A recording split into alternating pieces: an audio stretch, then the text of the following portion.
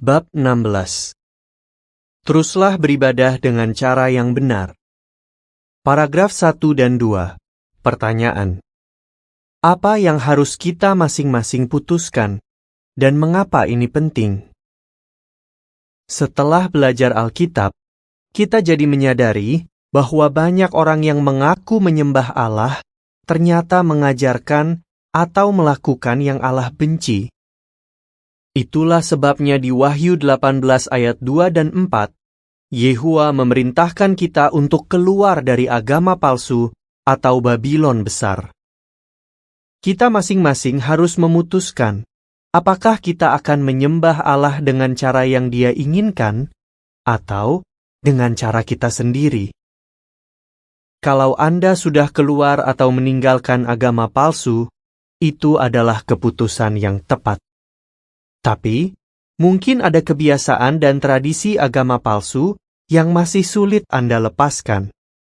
Mari kita bahas beberapa kebiasaan dan tradisi ini, serta pentingnya untuk memandang kebiasaan itu menurut cara pandang Yehuwa.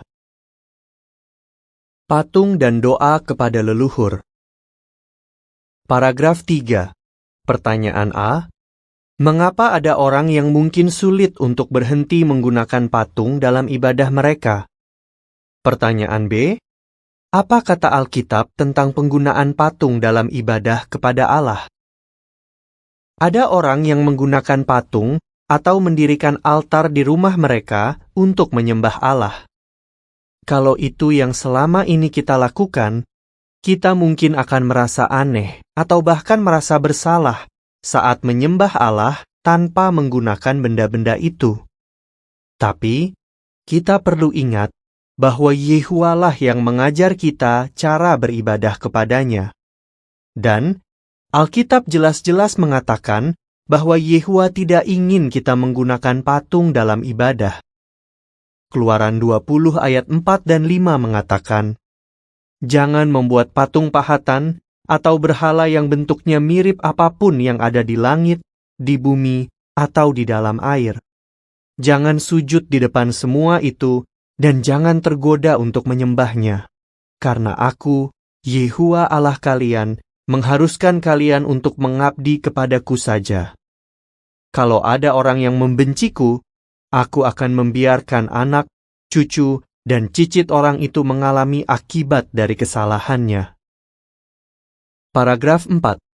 Pertanyaan A. Mengapa kita tidak perlu berusaha menyenangkan leluhur kita? Pertanyaan B. Mengapa Yehuwa melarang umatnya untuk berkomunikasi dengan orang mati? Ada orang yang menghabiskan banyak waktu, tenaga, dan uang untuk menyenangkan leluhur mereka yang sudah mati. Bahkan, mereka mungkin memberikan persembahan kepada para leluhur. Tapi, kita sudah belajar bahwa orang mati tidak bisa menolong atau menyakiti kita. Mereka tidak hidup di alam lain. Malah, komunikasi dengan mereka itu berbahaya, karena pesan apapun yang kita terima dari mereka sebenarnya berasal dari roh-roh jahat. Itulah sebabnya Yehuwa melarang orang Israel untuk berkomunikasi dengan orang mati atau terlibat dalam spiritisme jenis apapun. Paragraf 5. Pertanyaan. Bagaimana agar kita bisa berhenti menggunakan patung dalam ibadah atau berhenti berdoa kepada leluhur kita?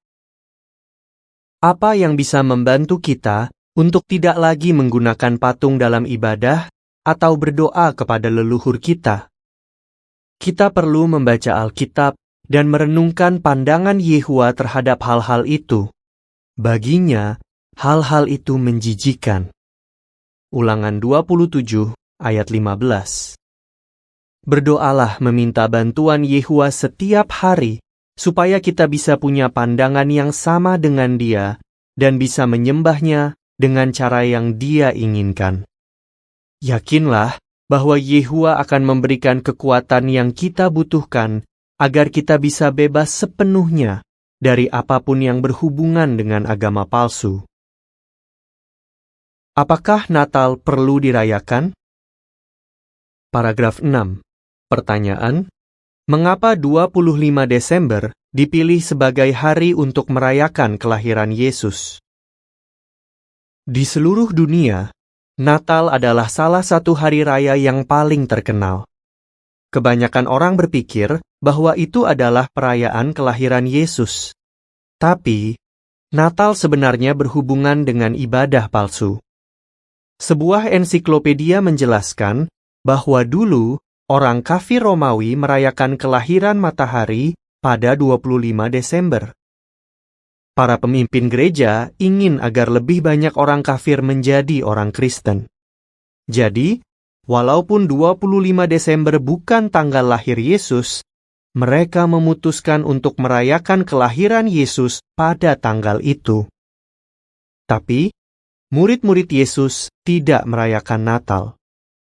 Buku Sacred Origins of Profound Things menjelaskan bahwa selama 200 tahun setelah Yesus lahir, tidak seorang pun tahu dan hanya sedikit yang peduli kapan persisnya dia lahir. Natal baru dirayakan beberapa ratus tahun setelah Yesus lahir.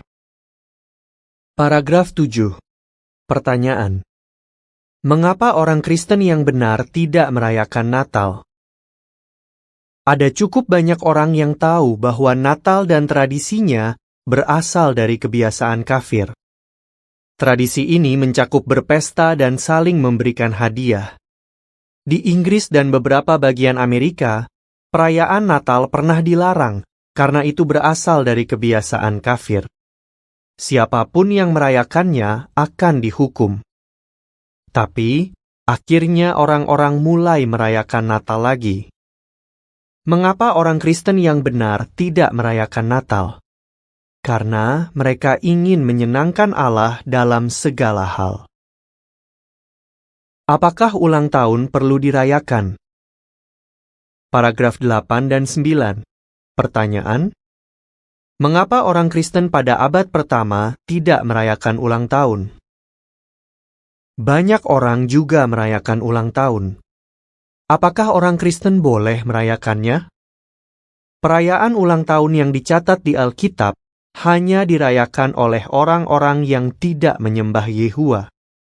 Dulu, orang-orang merayakan ulang tahun untuk memuja allah-allah palsu. Itulah sebabnya, menurut The World Book Encyclopedia, orang Kristen pada abad pertama memandang perayaan ulang tahun sebagai kebiasaan kafir. Orang Romawi dan Yunani di zaman dulu percaya bahwa tanggal lahir setiap orang bertepatan dengan tanggal lahir seorang dewa. Roh yang ada hubungannya dengan dewa ini akan hadir saat orang itu lahir. Orang kafir percaya bahwa mereka harus merayakan ulang tahun jika mereka ingin dilindungi sepanjang hidup mereka. Paragraf 10.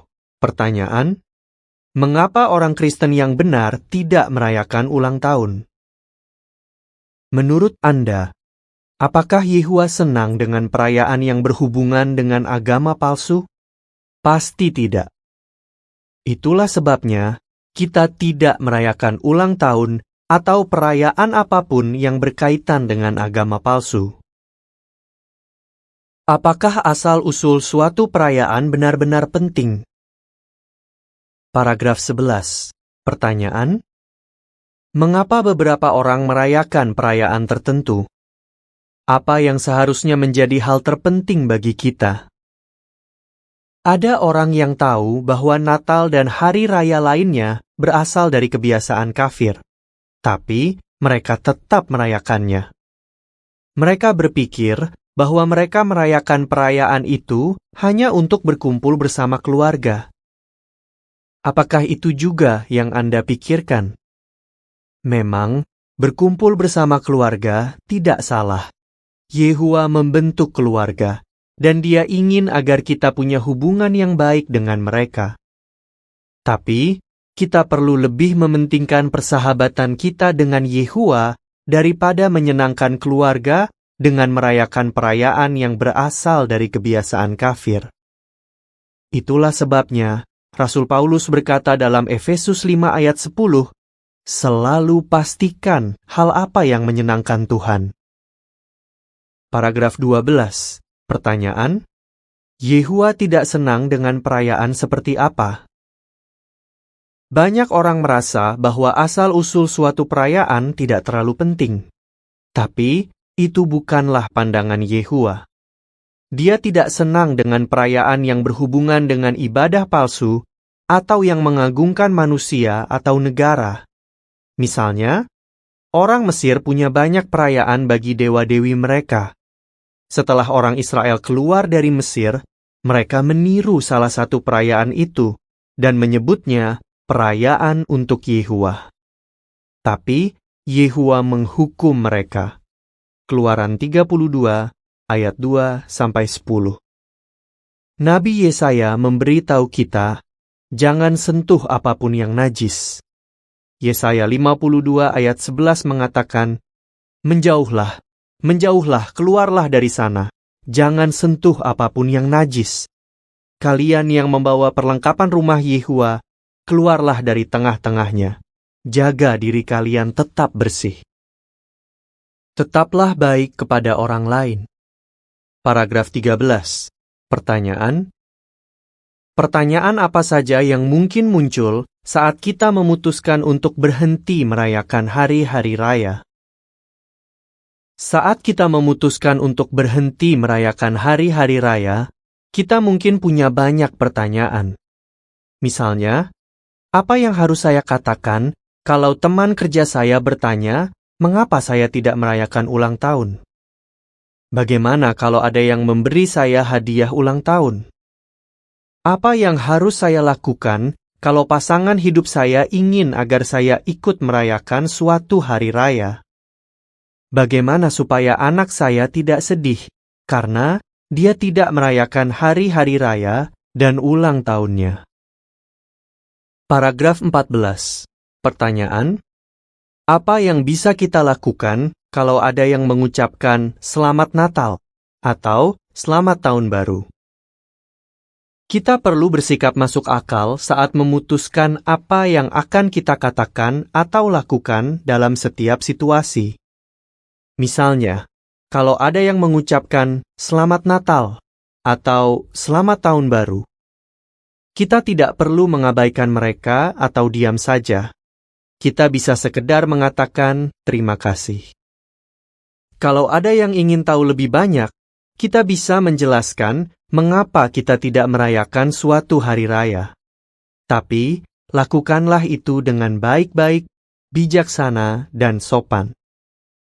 Alkitab berkata di Kolose 4 ayat 6, kata-kata kalian hendaknya selalu menyenangkan, seperti dibumbui dengan garam, supaya kalian tahu bagaimana kalian akan menjawab setiap orang.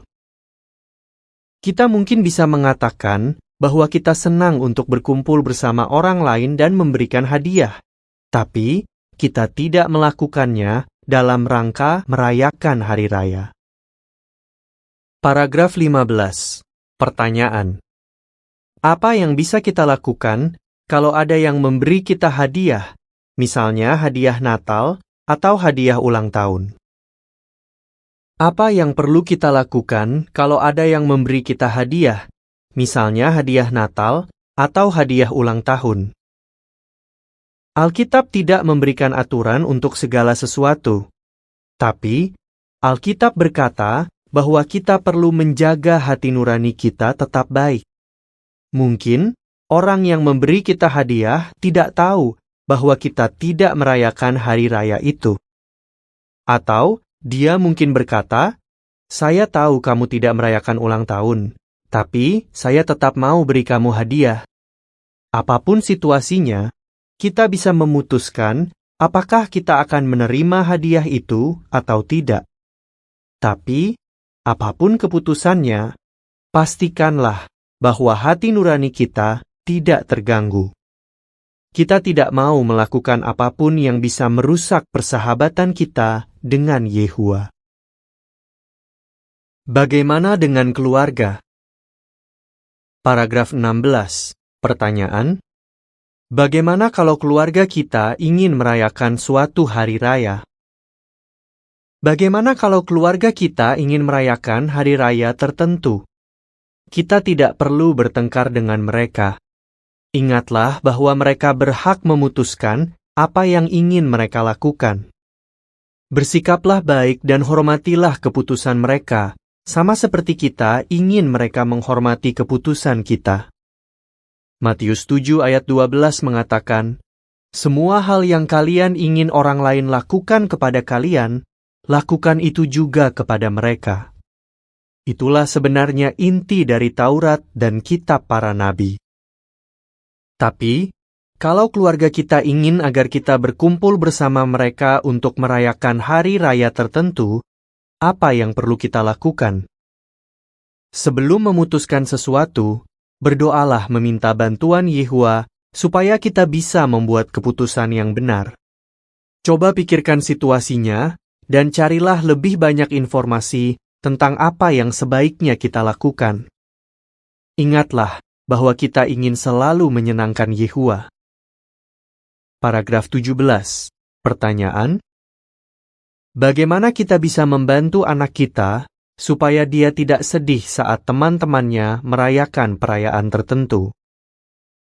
Bagaimana kita bisa membantu anak kita saat teman-temannya merayakan perayaan tertentu? Dari waktu ke waktu, kita bisa merencanakan kegiatan yang menyenangkan untuknya. Kita juga bisa memberinya hadiah. Dan salah satu hadiah terbaik yang bisa kita berikan kepada anak kita adalah waktu dan kasih sayang kita. Beribadahlah dengan cara yang Allah inginkan. Paragraf 18. Pertanyaan: mengapa kita perlu menghadiri pertemuan saksi-saksi Yehuwa? Untuk menyenangkan Yehuwa, kita perlu meninggalkan agama palsu, termasuk semua kebiasaan dan perayaannya. Tapi, kita juga perlu beribadah dengan cara yang Allah inginkan. Bagaimana caranya? Salah satunya adalah dengan menghadiri pertemuan saksi-saksi Yehuwa secara teratur. Ibrani 10 ayat 24 dan 25 mengatakan, "Mari kita saling peduli, supaya kita bisa menggerakkan satu sama lain untuk menunjukkan kasih dan kebaikan. Tidak melalaikan pertemuan kita seperti kebiasaan beberapa orang, tapi saling menguatkan, dan melakukan semua itu dengan lebih bersungguh-sungguh lagi, karena melihat hari itu semakin dekat." Pertemuan ini adalah bagian yang sangat penting dari ibadah yang benar. Kita bisa saling menguatkan saat beribadah bersama. Paragraf 19. Pertanyaan: mengapa kita perlu menceritakan apa yang sudah kita pelajari dari Alkitab kepada orang lain? Bagian lain dari ibadah yang benar adalah menceritakan apa yang sudah kita pelajari dari Alkitab kepada orang lain. Banyak orang stres karena ada banyak kejahatan di bumi ini. Kita mungkin mengenal orang-orang yang merasa begitu. Ceritakanlah tentang harapan kita yang menakjubkan. Kalau kita menghadiri pertemuan saksi-saksi Yehuwa dan menceritakan isi Alkitab kepada orang lain, kita tidak akan tertarik lagi dengan agama palsu dan kebiasaannya. Yakinlah bahwa kita akan bahagia, dan Yehuwa akan memberkati upaya kita dengan limpah jika kita beribadah kepadanya dengan cara yang benar. Ringkasan. 1. Hindari agama palsu. Keluarlah dari antara mereka, dan pisahkan diri kalian, dan jangan lagi menyentuh apa yang najis. 2 Korintus 6 ayat 17. Mengapa menyembah patung dan berdoa kepada leluhur itu salah? Keluaran 20 ayat 4 dan 5, 1 Yohanes 5 ayat 21. Yehuwa tidak ingin kita menggunakan patung saat beribadah. Ulangan 18 ayat 10-12. Mereka yang berkomunikasi dengan orang mati sebenarnya sedang berkomunikasi dengan roh-roh jahat. 2. Tidak semua perayaan menyenangkan Allah. Selalu pastikan hal apa yang menyenangkan Tuhan. Efesus 5 ayat 10. Apa yang bisa kita pikirkan sebelum memutuskan untuk mengikuti suatu perayaan? Yehezkiel 44 ayat 23, 2 Korintus 6 ayat 14 dan 15. Cari tahu apakah itu berasal dari kebiasaan kafir. Keluaran 32 ayat 2-10. Walaupun orang yang mengadakan perayaan itu berniat baik, perayaan itu belum tentu berterima bagi Allah. Daniel 3 ayat 1-27. Hindari perayaan yang mengagungkan manusia, organisasi manusia, atau negara. 1 Timotius 1 ayat 18 dan 19. Bersikaplah masuk akal, tapi pastikan agar kita tetap memiliki hati nurani yang baik di hadapan Yehuwa. 3. Tetaplah baik saat menjelaskan kepercayaan kita kepada orang lain. Kata-kata kalian hendaknya selalu menyenangkan, seperti dibumbui dengan garam, supaya kalian tahu bagaimana kalian akan menjawab setiap orang. Kolose 4 ayat 6. Bagaimana kita bisa menjelaskan kepercayaan kita kepada orang lain? Matius 7 ayat 12. Hormatilah keputusan orang lain, sama seperti kita ingin mereka menghormati keputusan kita. 2 Timotius 2 ayat 24. Kita perlu selalu ramah dan tidak berdebat dengan orang lain tentang kepercayaan kita. 1 Petrus 3 ayat 15. Bela kepercayaan kita dengan lembut dan penuh hormat. Ibrani 10 ayat 24 dan 25. Di pertemuan saksi-saksi Yehuwa, para hadirin bisa menguatkan dan membantu kita agar kita tahu caranya membela kepercayaan kita.